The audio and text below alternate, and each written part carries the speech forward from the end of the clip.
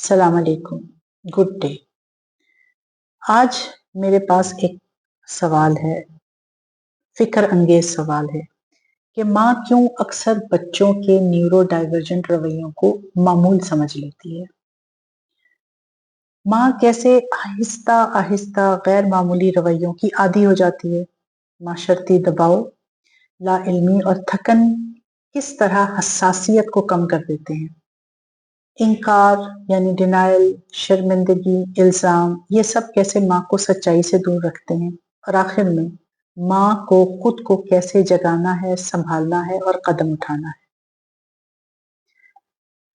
जो दिखता है वो समझ में क्यों नहीं आता। आपने अक्सर ये सुना होगा, ये बच्चा बस शरारती है, देर से बोलना तो नॉर्मल है। सब बच्चों की अपनी अपनी चाल होती है और अक्सर माँ खुद भी कहती है, मुझे तो ठीक लगता है, सब नॉर्मल ही तो है ना। लेकिन क्या वाकई? आज की पॉडकास्ट में उन छुपी हुई हकीकतों के बारे में बात करेंगे जो माओं के सामने होते हुए भी उन्हें नजर नहीं आती।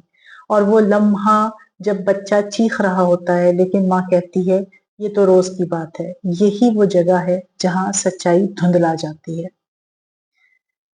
जब माँ रोजाना बच्चे को किसी खास अंदाज में देखती है, जैसे वो बार बार एक ही बात करे, बार बार हाथ हिलाए या किसी के सवाल का जवाब ना दे, तो इब्तदा में वो चौंकती है, मगर फिर वो कहती है ये बस उसका अंदाज है, हमेशा से ऐसा ही तो है।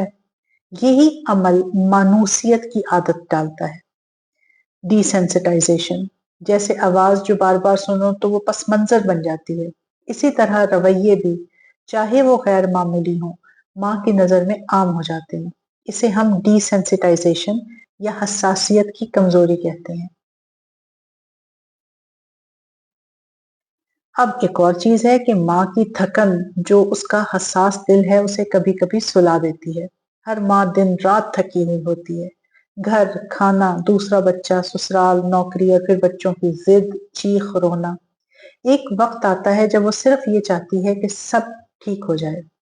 तब बच्चा अगर रोज ही चीखे, रोज ही निवाला फेंके, रोज ही चीजें लाइन में लगाए, तो वो कहती है मैं बस इसे नजरअंदाज करती हूँ, चुप करा के खुद को बचा लेती हूँ।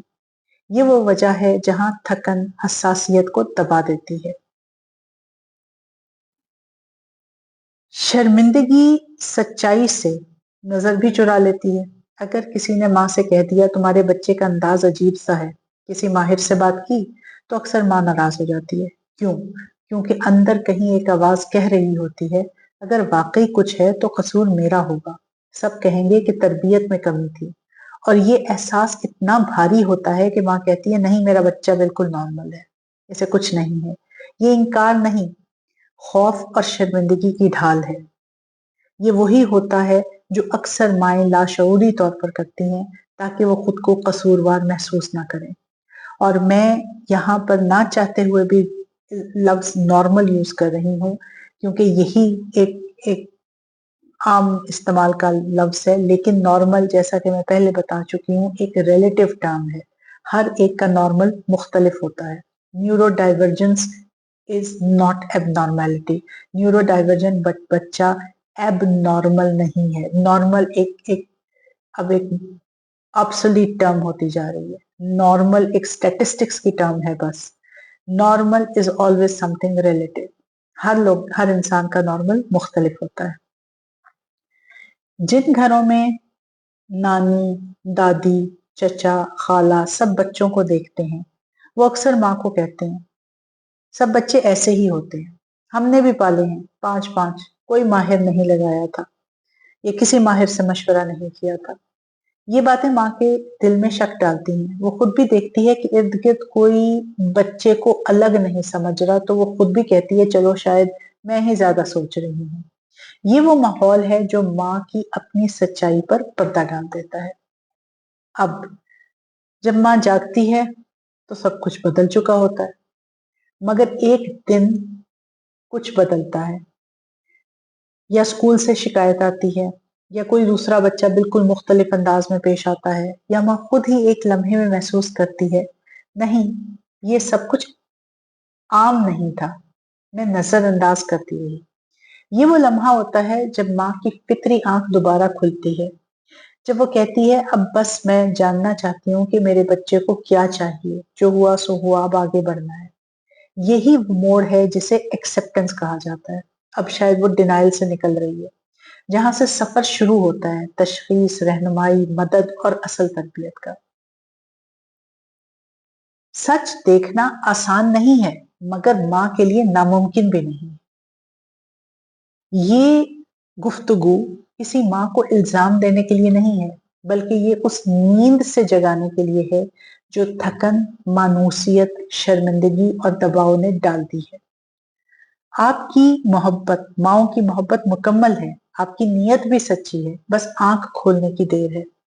اگر آپ کے بچے میں کچھ باتیں بار بار نظر آتی ہیں، غیر معمولی حرکتیں، دیر سے بولنا، حد سے زیادہ شور یا سوشل انداز میں کمی، تو نظر انداز نہ کریں. یا یہ کہ بچے کو شور بہت زیادہ محسوس ہوتا ہے، کانوں پہ ہاتھ رکھتا ہے، یا یہ کہ بچے نے جو طرز گفتگو اختیار کیا ہوا ہے وہ نہیں ہے جو اس کے آس پاس لوگ بولتے ہیں، بلکہ یہ طرز گفتگو وہ ہے جو اس نے فلموں، کارٹونوں اور سوشل میڈیا سے سیکھا ہے.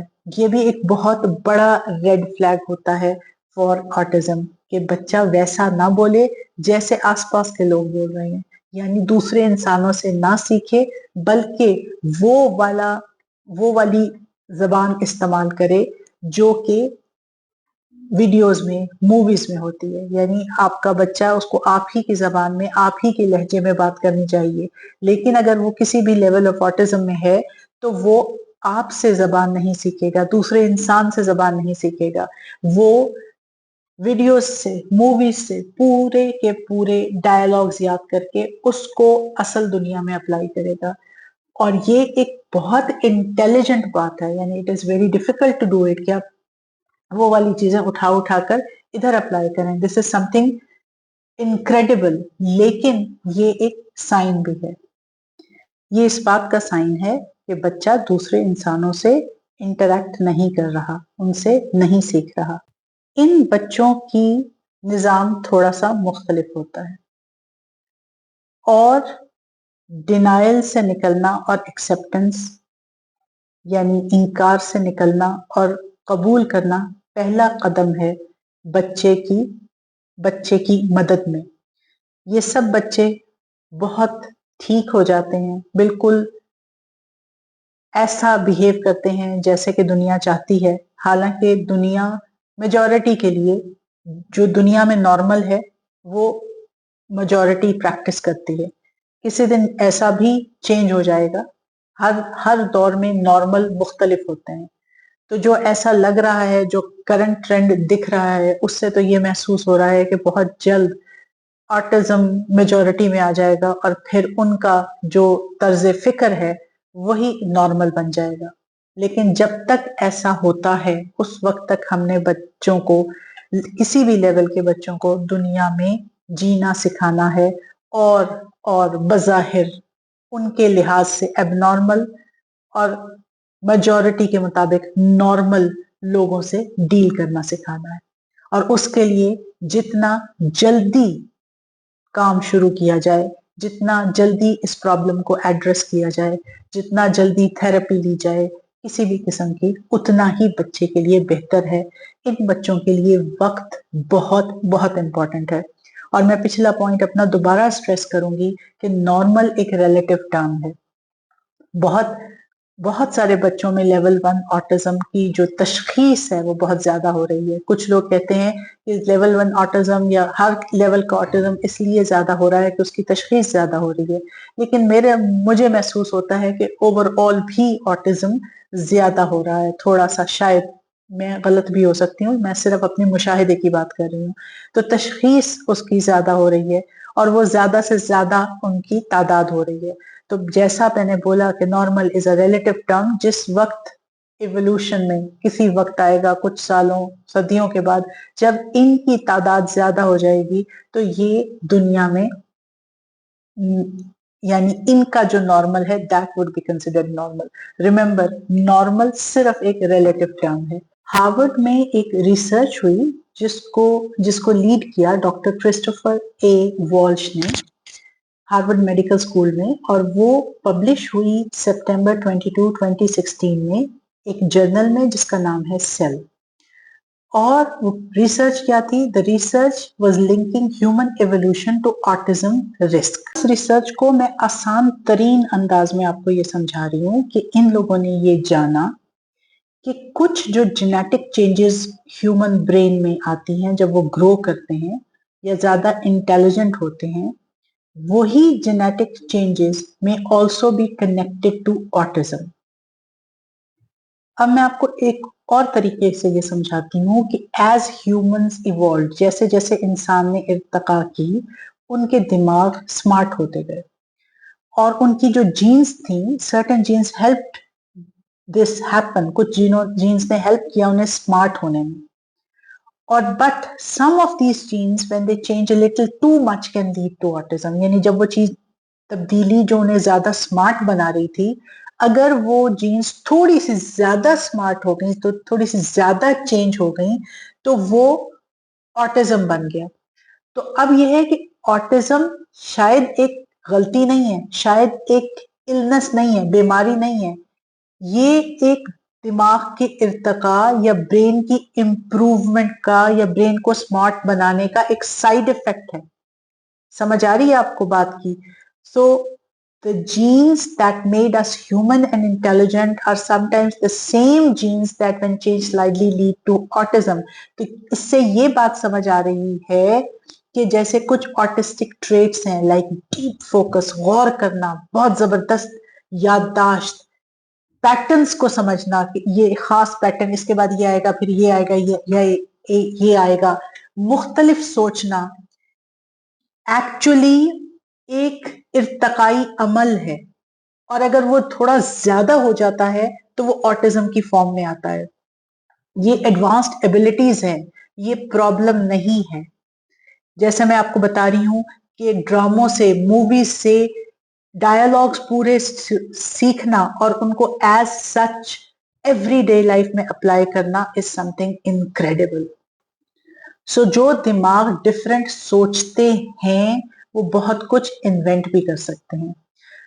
सो यस, जो कुछ हम ऑटिज्म को आज कह रहे हैं, किसी और वक्त में हम इसको ज्यादा इंटेलिजेंट कहेंगे या ज्यादा इवॉल्व्ड कहेंगे। जो प्राइमेट्स, ये जो बंदर, ओरेंगुटैन्स वगैरह हैं, इन सब में जब ये इर्तका करते हैं तो इनका जब दिमाग स्मार्ट होता है तो दिमाग को जो जीन्स कंट्रोल करती हैं, दिमाग के स्मार्टनेस को जो जीन्स कंट्रोल करती हैं, वो जीन्स बदलती हैं। और जब वो जीन्स थोड़ा ज्यादा बदल जाती हैं तो उसको शायद हम ऑटिज्म कहते हैं। और वो उस वक्त के लिहाज से, उस सेंचुरी के लिहाज से, उस टाइम ऑफ द हिस्ट्री के लिहाज से शायद वो एबनॉर्मल कहलाएं, लेकिन आइंदा 200 साल या 100 साल या 50 साल के बाद वो जीन इतनी ज्यादा फैल जाए कि वो फिर नॉर्मल कहलाने लगे। आई होप कि मैंने इसको जितना आसान तरीके से समझा सकती थी वो समझाया कि जो जीन्स होती हैं वो आपके दिमाग को कंट्रोल करती हैं। जो हिस्सा दिमाग का आपको स्मार्ट बनाता है, इंटेलिजेंट बनाता है, उस हिस्से ही की जीन्स ऑटिज्म से रिलेटेड है। तो जब उन जीन्स में तब्दीली आती है for the better, for the good, यानी अच्छाई की तरफ जब वो तब्दीली आती है तो वो ही तब्दीली को हम ऑटिज्म कह देते हैं। वो जो अच्छाई की तरफ तब्दीली आती है वो हिस्ट्री में, ह्यूमन टाइमलाइन में एक खास वक्त में एबनॉर्मल कहलाती है। लेकिन फिर जब वो सब लोगों में इर्तकाई अमल हो जाता है तो वो एक आम चीज बन जाती है जो हम शायद 50 साल बाद नॉर्मल कहते हैं। फॉर एग्जाम्पल, जो लोग एवोल्यूशन पढ़ते हैं वो जानते हैं कि जो अगर आप एक ओरेंगुटैन्स की एक कम्युनिटी देखें और उसमें एक ओरेंगुटैन को बैठकर किसी चीज के बारे में सोचता हुआ देखें तो बाकी ओरेंगुटैन्स उसको पागल कहेंगे। ये लफ्ज मैं इस्तेमाल नहीं करती लेकिन इस वक्त इस्तेमाल कर रही हूं कि ये एक बैठकर एक पत्ते को क्यों गौर से देखता जा रहा है, वो उनके लिए डिफरेंट होगा। लेकिन जब आहिस्ता आहिस्ता ये एक कुदरत का अमल है। बाकी औरंगुटैन्स में या उस औरंगुटैन जो गहरा सोच रहा है, एक पत्ते को देख देख के बैठा सोच रहा है, उसकी आगे औलाद पैदा हो, उसमें भी यही वाली जीन्स पाई जाए गौर व फिक्र की। और जो लोग गौर व फिक्र करते हैं वो दूसरों पर कंट्रोल हासिल कर लेते हैं। तो आहिस्ता आहिस्ता ऐसा हो कि वो जो औरंगुटैन 3-4 उस एक ग्रुप में थे जो गौर व फिक्र करते थे और जिनको बाकी सब लोग पागल कहते थे, फिर हालात बदले और नए हालात में जो आम औरंगुटैन्स थे वो सब मर गए, और जो औरंगुटैन्स गौर व फिक्र कर रहे थे उनकी औलाद ने आगे तरक्की की। तो फिर गौर व फिक्र करना एक आम, एक नॉर्मल अमल हो गया। तो आई होप कि मैंने आपको ये जो स्टडी हार्वर्ड में हुई थी ये आपको मैंने समझा दी है। तो ऑटिज्म में जो चेंजेस आती हैं वो सारी बुरी नहीं होती, वो शायद एक इर्तकाई अमल है जो आइंदा 100 साल के बाद हमारे लिए बिल्कुल नॉर्मल हो जाएगा। Normal is always a relative term. अब हमने पहले सेगमेंट में बात की माओं की डिसेंसिटाइजेशन की, उनकी मानूसियत की बच्चों से, और वो ना पहचान सकी कि उनके बच्चों में कुछ मुख्तलिफ है या वो न्यूरो डाइवर्जेंट है। फिर हमने कुछ न्यूरो डाइवर्जेंस या ऑटिज्म के बारे में कुछ साइंसी बातें की। और अब मैं आपको एक माँ की कहानी सुनाती हूँ। एक माँ जिसने अपनी जिबिल्लत को सुना, अपनी इंस्टिंक्ट को सुना और उस पर अमल की, अपने बच्चे को अपनी जिबिल्लत के मुताबिक पाला। देखिए, जैसे एक बिल्ली है, आप बिल्ली को नहीं सिखाते कि बच्चों को कैसे पालना है, वो अपनी जिबिल्लत पर अमल करती है और उसे पालती है। इंसानों में थोड़ा सा फर्क है, वो टोटली अपनी जिबिल्लत पर अमल नहीं करते, वो अपनी जिबिल्लत के साथ अपने इल्म को शामिल करते हैं और एक रिफाइंड इंस्टिंक्ट से अमल करते हैं। बट बेसिकली जिबिल्लत को सुनना, इंस्टिंक्ट को सुनना बहुत जरूरी है। बहुत सी माएं ससुराल के प्रेशर में, सोशल प्रेशर में, लोगों के प्रेशर में अपनी जिबिल्लत को नहीं सुनती और दूसरों की बात मान लेती हैं। अब यहाँ पर एक चीज और बहुत क्लैरिफाई करना जरूरी है कि एक पढ़ा लिखा इंसान या एजुकेटेड, पढ़ा लिखा इज समथिंग डिफरेंट, एक एजुकेटेड आदमी अपनी जिबिल्लत को रिफाइन करके उसकी बात सुन सकता है, लेकिन जहालत आपको अपनी जिबिल्लत को भी नहीं समझने देती। अपनी इंस्टिंक्ट, अपनी जिबिल्लत को समझना और उस पर अमल करना एक एजुकेटेड, तालीम याफ्ता, नॉट द तालीम जो एक कन्वेंशनल तालीम है, इसमें मैं बार बार लफ्ज एजुकेशन यूज कर रही हूं, ना कि डिग्रियां। एक एजुकेटेड इंसान वो होता है जिसने सीखा हो, समझा हो, गौर किया हो, नॉट नेसेसरली उसने बहुत सारी डिग्रियां ली हो। तो यहां पर मैं बात कर रही हूं अपनी जिबिल्लत को सुनना बहुत जरूरी है, और जिबिल्लत को या इंस्टिंक्ट को वो लोग सुन पाते हैं जो कि एजुकेटेड हो। अब तालीम याफ्ता यहाँ वो डिग्रियों वाला तालीम याफ्ता नहीं है, एक एजुकेटेड या तरबियत याफ्ता इंसान बेहतर वर्ड है। तो अपनी जिबिल्लत को सुन पाते हैं वो लोग जो तरबियत याफ्ता होते हैं, और उस जिबिल्लत पर सही तरीके से अमल करते हैं वो लोग जो तरबियत याफ्ता होते हैं। तो ये बहुत जरूरी है, और माओं के लिए खास तौर पे अपनी जिबिल्लत पर अमल करना, अपने इंस्टिंक्ट को सुनना इन द एनवायरमेंट ऑफ, यानी एक तरबियत याफ्ता दिमाग के साथ बहुत जरूरी होता है। तो यहाँ पर शायद मैं कहानी सुना रही हूँ, शायद नहीं, यकीनन एक तरबियत याफ्ता माँ की जिसने अपनी जिबिल्लत को सुना। बार बार मैं बात करती हूँ कि जिबिल्लत को सुनने के लिए एक तरबियत याफ्ता या तालीम याफ्ता जहन की जरूरत होती है। हम लफ्ज इस्तेमाल कर लेते हैं तरबियत याफ्ता, क्योंकि तालीम याफ्ता हमेशा डिग्रियों से जुड़ा होता है। बहुत से लोग तालीम याफ्ता होते हैं yet they are not educated. Educated के लिए मैं वर्ड शायद तरबियत याफ्ता यूज करूं, एजुकेशन, इल्म।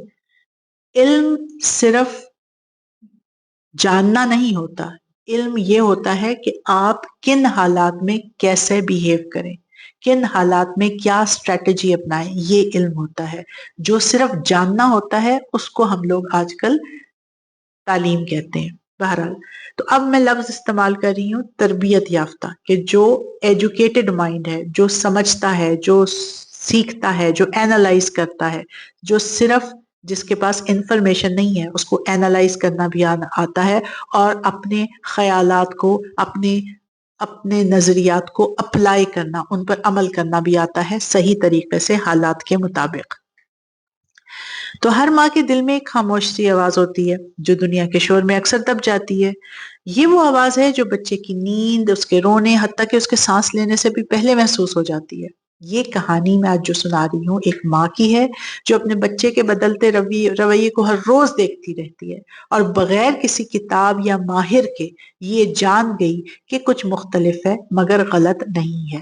تو یہ اس ماں کی جبلت ہے، اور اس کا جو دماغ ہے وہ تربیت یافتہ ہے، اس میں علم ہے، ٹھیک والا، ڈگریوں والا نہیں۔ ماہرین بصیرت اس کو کہتے ہیں انٹیوٹیو ریکگنیشن، جو اکثر ماں کی اندرونی توجہ سے جڑی ہوتی ہے۔ بچہ سوال کرتا تھا، چیزیں جلدی یاد کر لیتا تھا، کارٹونز کے مکالمے زبانی یاد ہو جاتے تھے، لیکن جب کوئی اس سے آنکھ ملا کر بات کرتا وہ نظریں چرا لیتا۔ اگر معمول میں ذرا سی تبدیلی آتی، جیسے اسکول کی چھٹی نہ ملی یا ناشتہ وقت پر نہ ملا، وہ رو دیتا، غصے سے چیزیں پھینکتا یا کمرے میں بند ہو جاتا۔ یہ کوئی ضد یا لاڈ نہیں تھا، بلکہ اس کی دنیا ایک ترتیب میں بندھی ہوئی تھی، اور ذرا سی تبدیلی سے وہ توازن بگڑ جاتا تھا۔ اسے ماہرین سینسری سینسٹیوٹی اور نیڈ فار سیمنس کہتے ہیں، جو آٹزم اسپیکٹرم میں عام پایا جاتا ہے۔ ماں نے دیکھا کہ وہ بچہ بار بار ایک ہی کھیل کھیلتا ہے، ایک ہی موضوع پر بات کرتا ہے، ایک ہی فلم بار بار دیکھتا ہے، جیسے بس خلا، بس ٹرینیں یا کسی خاص کارٹون کی دنیا۔ جب وہ خوش ہوتا تو اپنے کھلونوں کو گانے سناتا، جب گھبراہٹ ہوتی تو ہاتھوں کی مخصوص حرکات کرتا، یا پنکھا بار بار گھماتا، یا ہاتھوں کی فلیپنگ کرتا جسے انگلش میں کہتے ہیں۔ تو ماں نے اسے روکا نہیں، شروع میں روکا ڈیفینیٹلی، جب اس نے جانا کہ یہ بچہ یہ بار بار ہنستا۔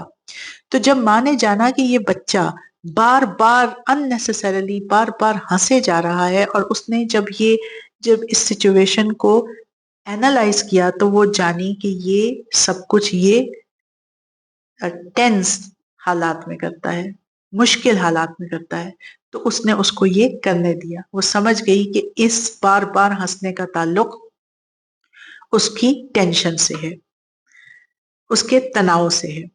پھر اس نے، اور وہ جان گئی کہ یہ شاید اس تناؤ میں اپنے آپ کو ڈھالنے کے لیے، اس تناؤ کا مقابلہ کرنے کے لیے بار بار ہنس رہا ہے یا ہاتھوں کو ہلا رہا ہے۔ ماہرین نے ان چیزوں کو ریپیٹیٹیو بیہیویئر یا soothing technique, self soothing techniques کہا۔ دیکھیے جان گئی نا ماں پہلے سے۔ ماں نے اشارے پڑھنے شروع کیے جب بچہ نہیں بول رہا، حالانکہ بچہ بولتا ہے، وربل آرٹسٹک چائلڈ ہے، تو ماں نے سوال کرنے کے بجائے اس کو انتخاب دینے شروع کر دیے۔ پہلے وہ پوچھتی تھی دوپہر کو کیا کھاؤ گے، بچہ کہتا کچھ تھا، جب وہ کھانا اسے دیا جاتا تھا تو وہ کھانا نہیں کھاتا تھا۔ ماں کو آہستہ آہستہ یہ سمجھ آ گئی کہ اس کو میں نے چوائس دینی ہے، انتخاب دینا ہے، 3 کھانوں کے نام بتانے ہیں، اور پھر یہ ان میں سے چوز کرے گا، نہ کہ اس سے یہ پوچھنا ہے کہ تم کیا کھاؤ گے۔ اگر اس سے یہ پوچھا گیا تم کیا کھاؤ گے تو شاید وہ اس کھانے کا نام لے جس کو وہ نہیں کھانا چاہ رہا۔ تو اس نے اس کو انتخاب دینے شروع کر دیا، اور اس نے اس میں سے چوز کرنا شروع کر دیا، یا پھر اس نے اس کو 3 کھانے کی تصویریں یا 3 کھانے رکھ کر ٹیبل پر دکھائے کہ ان تینوں میں سے تم کیا کھاؤ گے، اور پھر اس بچے نے ایک کھانے کی طرف اشارہ کیا یا اس کا نام لیا۔ تو ماں نے بولنے پر زور دینے کے بجائے یہ دیکھا کہ بچہ اپنے انداز میں کیا کہنے کی کوشش کر رہا ہے، اس کے جذبات کو اس کے انداز، اس کی سانس، اس کی آنکھوں سے پڑھا، اور اس عمل کو کہتے ہیں پروفیشنلز آلٹرنیٹیو کمیونیکیشن کیوز، یعنی زبان کے علاوہ اظہار کے دوسرے طریقے سمجھنا۔ اب دنیا تو ٹھوکر دیتی ہی ہے، لیکن مائیں چھاؤں دیتی ہیں۔ اسکول نے کہا بچہ بدتمیز ہے کیونکہ وہ گروپ میں نہیں گھلتا۔ خاندان نے کہا ماں نے بگاڑ دیا کیونکہ وہ بچے کو ہر وقت سمجھ رہی ہے، ڈانٹتی نہیں۔ شوہر نے کہا زیادہ نرمی نقصان دے گی، مگر ماں جانتی تھی کہ بچہ جب لوگوں کے درمیان ہوتا ہے تو وہ گھبرا جاتا ہے، جیسے دل کی دھڑکن تیز ہو گئی ہو۔ اس لیے ماں نے بھیڑ کے بجائے ایک سادہ ماحول بنایا، شور کے بجائے خاموشی دی، اور بچے کو وہ جگہ دی جہاں وہ سانس لے سکے، اور اس کی تناؤ کے دوران اس کی باتیں سنی، چھوٹے چھوٹے مسئلوں کو سن سن کر حل کیا، اور ان مسائل کی جڑ تک پہنچی، اس کی باتیں سنی خاموشی میں، اور اس کے چھوٹے چھوٹی انگزائٹیز، چھوٹے چھوٹے تناؤ، چھوٹے چھوٹی مسائل کو حل کیا، اور اس طرح سے اس نے اس کی مدد کی۔ اس طرح کے یہ جو سب کچھ ہوا ہے، اس کو کہتے ہیں ایموشنل ریگولیشن انوائرمنٹ، مطلب ایسا ماحول جو بچے کو سنبھلنے دے۔ تو ماں کا دل سب سے پہلا مشیر ہوتا ہے۔ اس ماں نے کبھی اس سزا نہیں دی کہ وہ بات نہیں مانتا، یا اکثر سزا دی، اکثر نہیں، کبھی کبھار تو انسان ہے، تھوڑی بہت سزا تو دے ہی دے دیتا ہے، لیکن وہ اسے سمجھتی تھی۔ اس نے ہر بار دیکھا کہ اس کا دل کیا چاہتا ہے، اس کی پریشانی کی جڑ کہاں ہے۔ اس نے محسوس کیا کہ بچے کو کچھ چیزیں بہت پسند ہیں، تو انہیں استعمال کیا سکھانے کے لیے انہی چیزوں کو۔ اس نے سیدھا ہو جاؤ کے بجائے اس نے بچے کو یہ نہ کہا کہ تم ٹھیک ہو جاؤ، اس نے اسے ٹھیک ہونا سکھایا۔ اس نے بچے کو یہ نہیں کہا کہ جاؤ جا کے پڑھو، اس نے بچے کو پڑھنا سکھایا۔ یہاں پر یہ بات بہت امپورٹنٹ ہے ماؤں کے لیے، کہ جب آپ بچوں سے یہ کہتی ہیں جاؤ جا کے پڑھو، کیونکہ اسکول تو ویسے ہی، میں نے آپ کو اکثر آپ سے بات ہوتی ہے کہ اسکول تو ویسے ہی سارے فارغ ہوتے ہیں، یعنی اکثر، ناٹ آل، تو آپ بچے کو یہ نہ کہیں کہ جا کر پڑھیں، چاہے وہ آٹسٹک بچہ ہو یا نیورو ڈائیورجنٹ ہو یا نیوروٹیپیکل ہو، کبھی بچے کو یہ نہیں کہنا چاہیے کہ جاؤ جا کر پڑھو۔ آپ کو انہیں ٹاسکس دینے چاہیے کہ اب یہ کرو، یا ان کا ہوم ورک دے کے ان کو چھوٹے چھوٹے حصوں میں، سیگمنٹس میں اس کے ہوم ورک کو ڈیوائڈ کر کے چھوٹے چھوٹے سیگمنٹس میں اس کو کام کروانا چاہیے۔ تو اس ماں نے اسے یہ نہیں کہا کہ سیدھا ہو جاؤ، اس کو سیدھا ہونا سکھایا۔ اس نے یہ نہیں کہا کہ پڑھو، اس نے پڑھائی کو چھوٹے چھوٹے سیگمنٹس میں آسان بنا بنا کر اسے سکھایا۔ تو اسے ماہرین کہتے ہیں interest based learning, positive response, یعنی پسند کو سزا نہیں ذریعہ بنایا جائے۔ اور پھر اس نے اس بچے کو باہر لے جا کے چھوٹی چھوٹی چیزوں سے، جانوروں سے، پیٹس سے اسے بہت سکھایا، یا گھروں میں پیٹس رکھے، کیونکہ پیٹس کے ساتھ بھی جو انٹریکشن ہوتی ہے وہ بھی بہت ہیلپ فل ہوتی ہے ایک نیورو ڈائیورجنٹ مائنڈ کے لیے۔ تو پیٹس سے بچے ایمپتھی سیکھتے ہیں، ان کے جذبات سیکھتے ہیں، اور اس طرح سے وہ بڑے انسانوں کے بھی جذبات سیکھ سکتے ہیں۔ جب آپ ایک نیورو ڈائیورجنٹ بچے کو پیٹ دیں گے تو وہ اس سے جھجکے گا نہیں، لیکن اس سے بہت سیکھے گا، اور شاید یہی سب کچھ سیکھنا وہ اپلائی کرے، وہ استعمال کرے، اور انسانوں سے انٹریکشن میں، اور انسانوں سے مد بھیڑ میں۔ اب یہ جو ماں ہے، یہ کوئی ماہر نفسیات نہیں تھی، نہ ڈاکٹر تھی، نہ کوئی اور پروفیشنل تھی، لیکن اس نے وہ سب کچھ سیکھ لیا جو آج کل کورسز میں پڑھایا جاتا ہے۔ کیونکہ اس نے بچے کو ٹھیک کرنے کی کوشش نہیں کی، بلکہ اس نے بچے کو سمجھنے کی کوشش کی، اور اس نے اپنی جبلت کو سنا، کیونکہ ایک ماں اور بچے کا بہت گہرا تعلق ہوتا ہے۔ ماں اس کو اس حد تک جانتی ہے کہ بچہ کبھی سوچ بھی نہیں سکتا کہ اس کی ماں اسے کس حد تک سمجھتی ہے۔ تو یہ وہی فہم ہے جسے سائنس بعد میں نام دیتی ہے، مگر ماں پہلے سے محسوس کر لیتی ہے۔ یہی وہ جبلت ہے جو بچے کی حفاظت، ترقی اور خوشی کا پہلا اور اصل ذریعہ ہوتی ہے، اور یہی وہ عمل ہے جسے ماڈرن سائنس رسپانسو پیرنٹنگ اور ارلی انٹروینشن کہتی ہے۔ اگر آپ ایک ماں ہیں اور آپ کو لگتا ہے کہ آپ کا بچہ دوسروں سے مختلف ہے، تو براہ کرم اپنی اس خاموش فکر کو نظر انداز نہ کریں۔ ہو سکتا ہے وہی فکر، وہی احساس، وہی پریشانی آپ کے بچے کی زندگی کا سب سے پہلا، سب سے مؤثر سہارا ہو، اور اپنی انسٹنکٹ کو اور اپنی جبلت کو سنیں عقل کی روشنی میں۔ شکریہ بہت بہت۔ Have a nice day. لوگوں کے لیے زندگی آسان بنائیں. Make life easy for others.